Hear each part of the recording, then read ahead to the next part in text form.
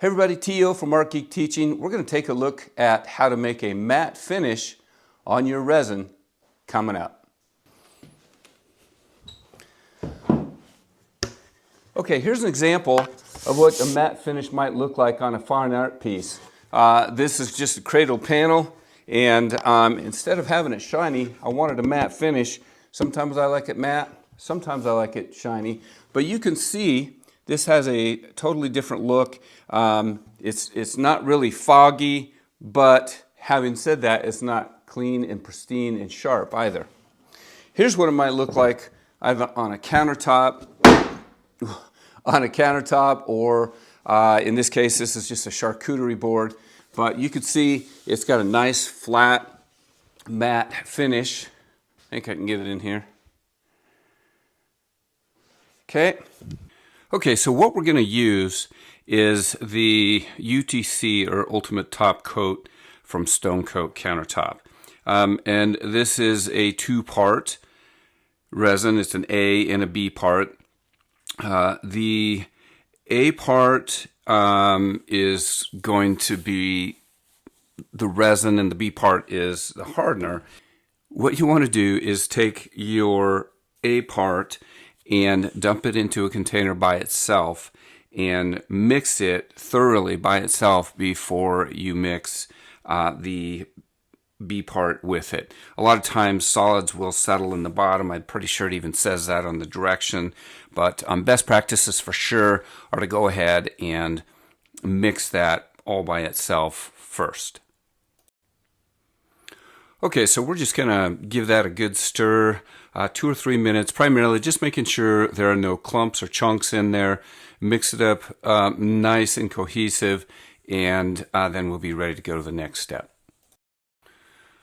Okay, after we mix that up, that is mixing part A by itself, stirring it up, then we're gonna go ahead and mix the amount that we need.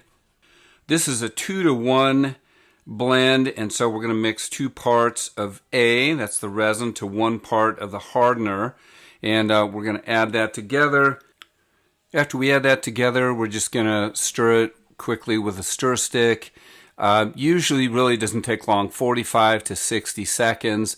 After that, if you're adding water, you would add in your room temperature water and mix it again until you get a consistent mixture. Let's talk about water for just a second here. I normally do not use water.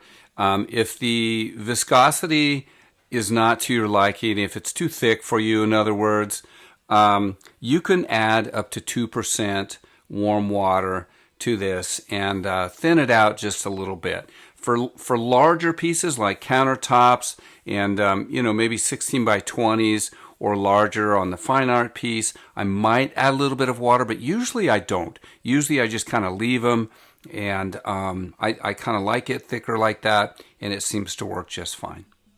Okay, next up, I'm just going to lay out some tape here, and I'm going to defuzz my rollers. And I just use short nap, 1/4 inch short nap rollers on this, but you definitely want to take the time to roll those over some tape and get any kind of fuzz bits off of them that might be there. And the other thing is then I'm going to use 2 rollers. 1 roller for putting the product on, and then another roller that we can use to kind of back roll it or dry roll it. And this is not the way that I would typically do this, but I usually don't work in really small pieces like this either.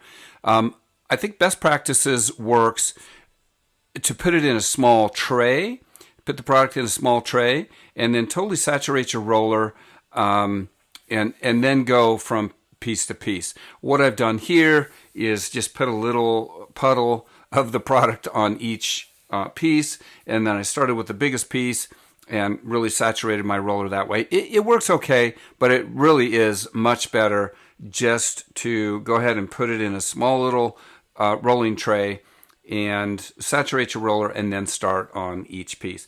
And so what I'm going to do is just go over each piece initially and you can see it's really, really wet. You can kind of see it originally has, or initially has an orange peel type texture, and you saw earlier that I had 2 rollers. This roller is, I think I marked it start or something like that. But basically, I have 1 roller for putting it on and then 1 roller for back rolling. And so if there's any little pieces of dirt or chunks in there, you can go in there and pull those out like I just did. And now I'm just going through and very easily, very lightly back rolling this. I'm not going back and forth. As you can see, I'm going in one direction, and it gets most of the marks out. If there's little marks left in there, they most likely are not going to show, but I try to hit it only one time and then call it good. So really, that's kind of it. It's a pretty simple process, and the product is pretty inexpensive. It leaves really, really nice matte texture for you. So it is one way, one more opportunity for a different finish with your resin. Have a good day.